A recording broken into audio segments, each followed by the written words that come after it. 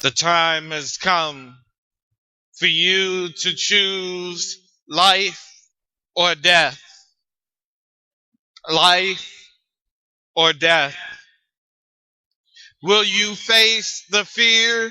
Will you grow as a human being into something divine? Do you believe in your own divinity? It's up to you. Life offers you passion, desire, fantasy,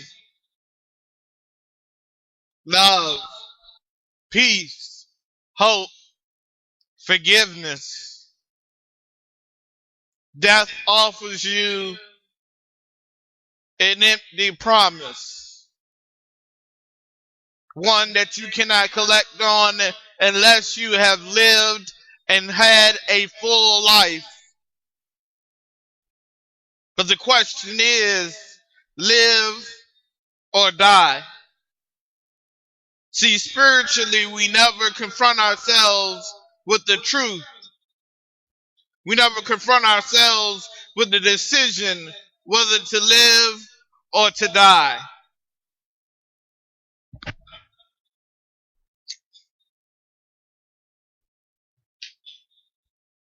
We give ourselves a multitude of reasons to live. No one chooses to die.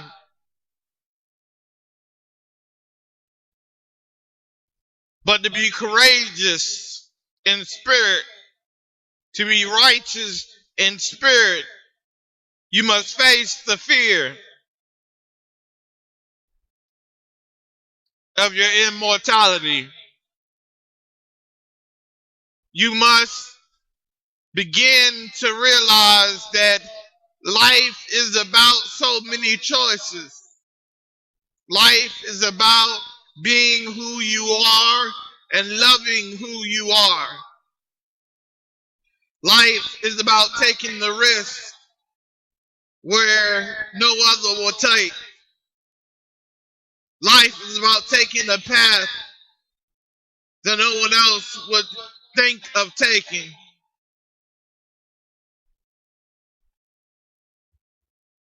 We have seen the evolution of life, the evolution of the soul. It has evolved into an immoral substance, no longer philosophical, no longer filled with joy, no longer filled with happiness, no longer filled with peace, no longer filled with faith, but emptiness.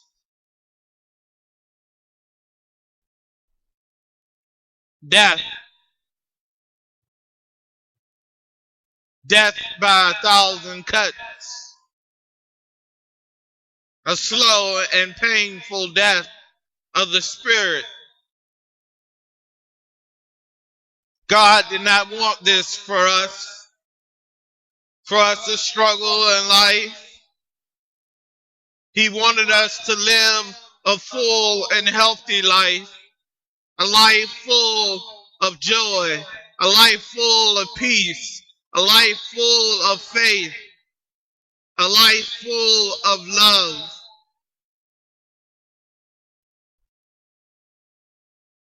But man has twisted and perverted the laws of God.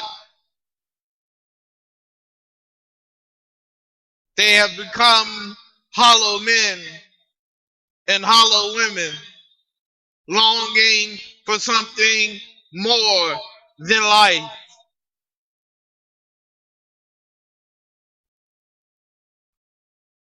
But life is a gift. Just as love is a birthright and not a gift for the popular. I can tell you many things, but the most important thing is to face your fear. Face the reality of life. Take off the mask that you are wearing. Take off the facade that makes you, you.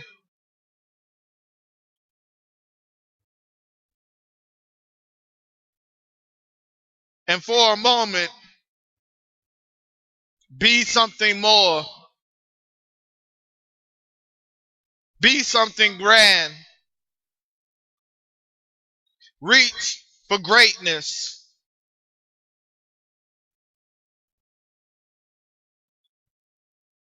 I have never known love besides the love of my Father. I have questioned and doubted all those who claim that they love me. And I doubt it because what sacrifice have they made to love me? What did they give up to love me? I stare in the eyes of death every single day when I look into the eyes of others. I see pain, heartache, longing, desire, longing for passion.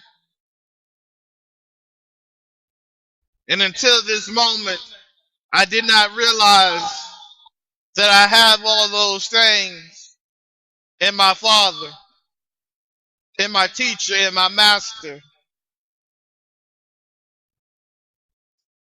It takes courage to be a believer. It takes courage to walk the unbeaten path, the dangerous path. It is a long road from darkness to dawn. Yet I have made the trip. I became a man on my own with no father. I became a man on my own with a mother that was really there, who couldn't understand the complexity of a child who dreamed and longed for more than life. I longed for enlightenment. I longed for the philosophy of God. I longed for the philosophy of love. I spent my life dedicating every move and every moment to change lives, to change people's path, to change people's goals. And I watched them set aflame to the covenant of God, to the laws of God. I watched people mutilate their bodies, calling it art. I watched people literally die before me without a hope, without faith, without love. Their soul died right in front of me. I could hear the last breaths of them still clinging on to a world where reality has been distorted.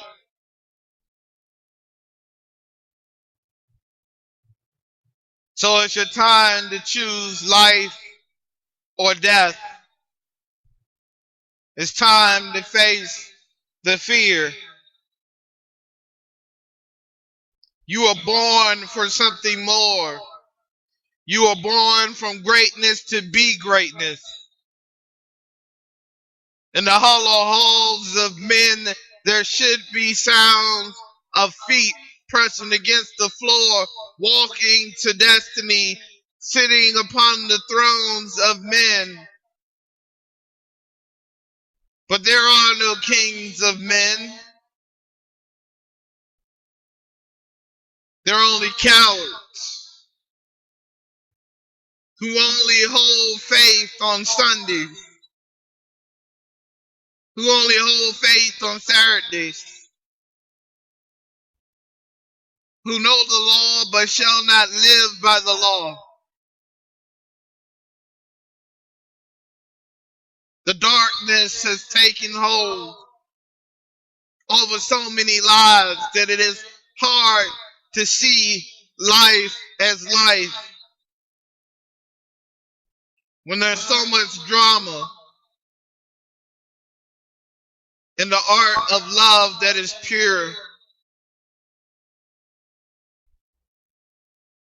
So many people believe they are in love, but they are just infatuated with the idea of love. They have no record of sacrificing, no record of understanding, no record of enlightenment of love.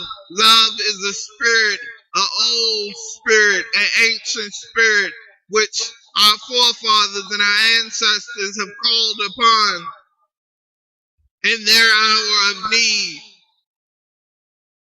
They call upon the wisdom of love. They call upon the wisdom of faith. They called upon the wisdom of wisdom. They were in the trenches battling so that we may be able to live free and love free, to be free.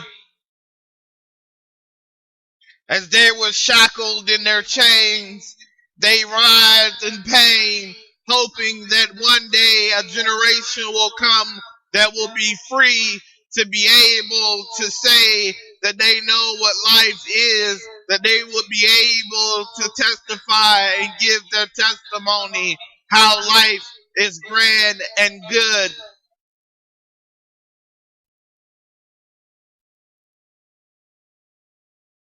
And we have turned that power, that force, that desire of wanting a future for their children and their children's children into a delusion.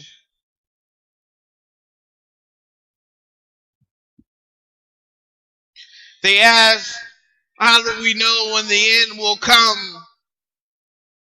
And the Lamb spoke and said, when you say it's going to rain, and it rains. When children begin to have children, when there are rumors of war and war, when there are famines and droughts, that's when you know that I am on my way. When the earth begins to have birth pains,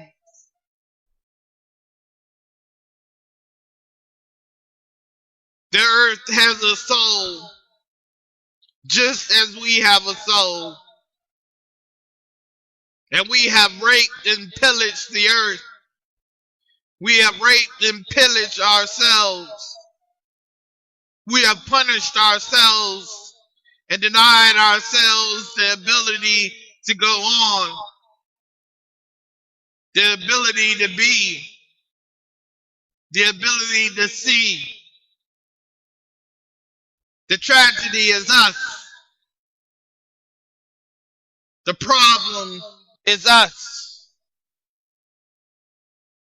We no longer believe in the laws of God.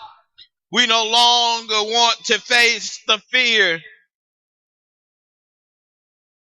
We would rather live in the delusion than admit to ourselves that we have done the unthinkable, the unspeakable, that we have done wrong against our ancestors and our forefathers.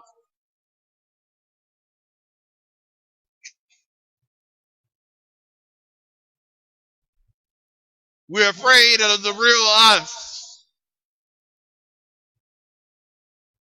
We're afraid of the real truth. So we dine with death. knowing that death would only serve us the bones and carcass of the dead.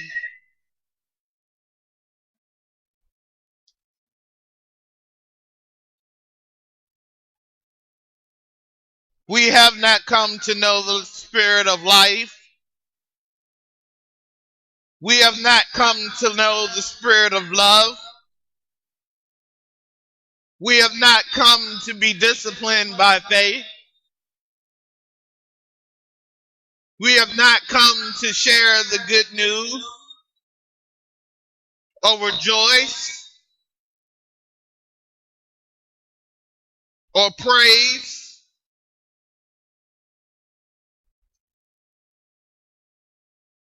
We have come to know fear and boundaries, walls as high as the sky, and fear to climb those walls.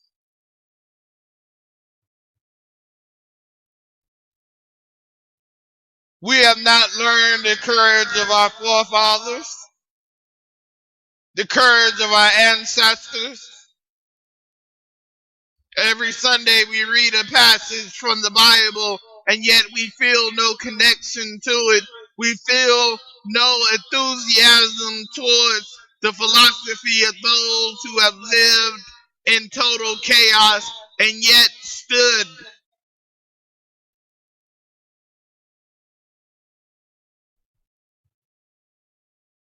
I was born an outcast, and I will surely die an outcast. I do not long to sit in heaven upon a throne that is not rightfully mine. I do not long to seek comfort from those who are only there because they are afraid to be alone.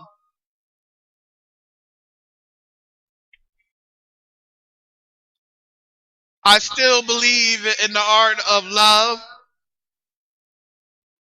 I still follow the old ways. I still stand as who I am. I face the fear every day. I understand my immortality. I understand that I will never, ever be what the world wants me to be. So they turn a blind eye to me.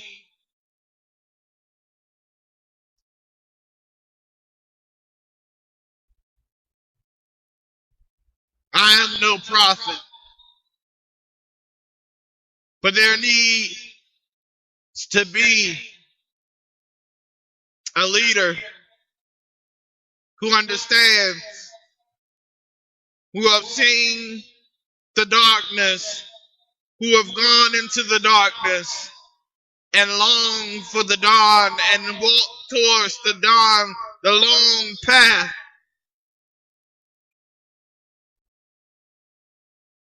I only speak the truth because the truth needs to be heard. That we all should feel ashamed of ourselves.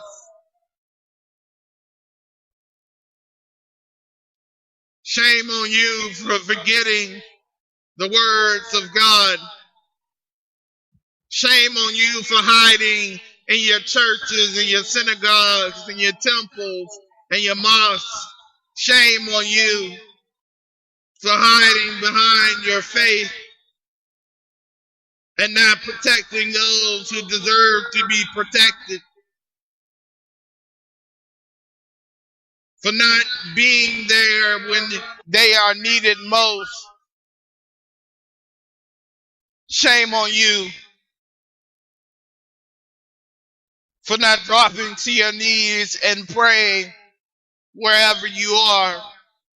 Shame on you for not thinking of God as much as you think of sex and desire and passion and fantasies and daydreams.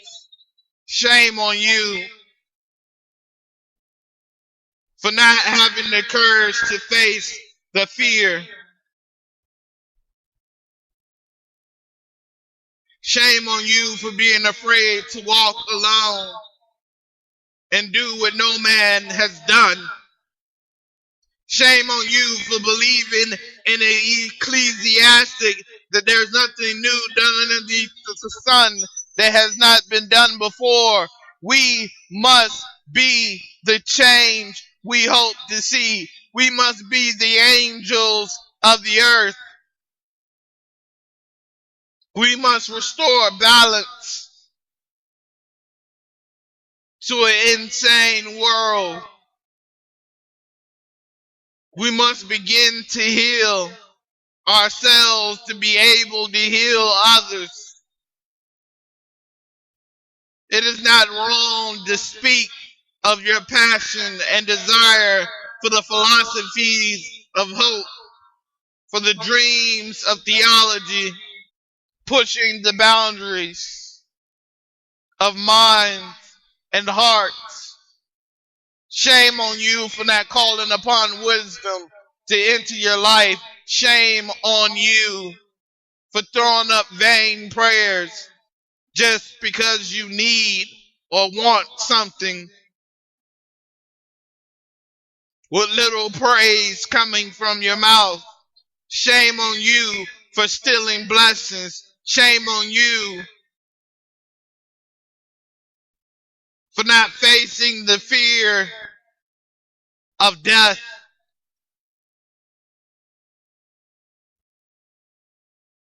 So is it death or life? Life has a lot to offer, but everlasting life is hard to reach because you have to come out of the darkness. You have to come out of the wilderness of your own mind. You have to begin to discipline yourself. You have to begin to do what the ancestors did, to do what your forefathers did, put their lives on the line, ready to take the bullet, ready to take the consequences of speaking up, ready to take the criticism for being more than men. We teach history, but yet we repeat it. We allow the perversion of men to reign all over this earth unchecked. Shame on you.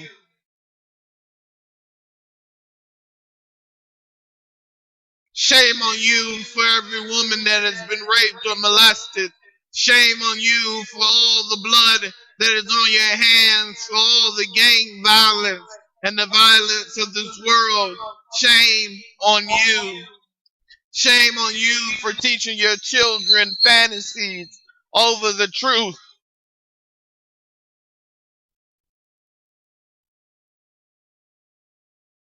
They say you must mourn when someone is born into this world and rejoice when they leave this world. But shame on you for believing that anyone born in this world has a fair shot and a fair chance. This world is corrupt. The temples are corrupt. The synagogues are corrupt. The churches are corrupt. The mosque is corrupt. They refuse to teach you how to face the fear. So you live a life hiding in cowardness instead of righteousness. And you call yourselves the sons and daughters of the living God, but you will not stand for the laws of the living God. You will not honor him. You will not praise him. You will only use him to get to where you believe you should be, hiding behind lies and deceit. You shall not claim a place in heaven. It's time to face the fear, life or death.